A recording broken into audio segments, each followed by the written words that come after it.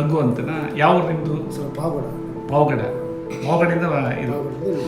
Okay. ನಿಮ್ಮ mother ಹೆಸರು? ಸುನಂದಮ್ಮ. ಎಷ್ಟು ವಯಸ್ಸು?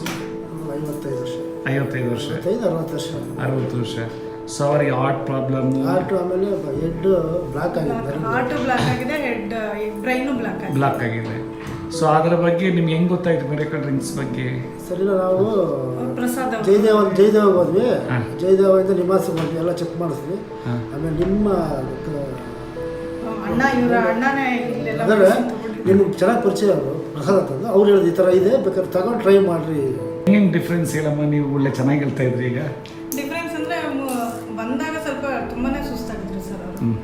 ಆಮೇಲೆ ಸ್ವಲ್ಪ ಇದೆಲ್ಲ ಮೆಡಿಸಿನ್ ತೊಗೊಂಡು 1 ಮಂತ್ ಆದಮೇಲೆ ಮನೇಲಿ ನನಗಿಂತ ಅವರೇ ಜಾಸ್ತಿ ಎಲ್ಲ ಕೆಲಸ ಮಾಡೋಂಗೆ ಆಗಿದ್ದಾರೆ ಇವಾಗ.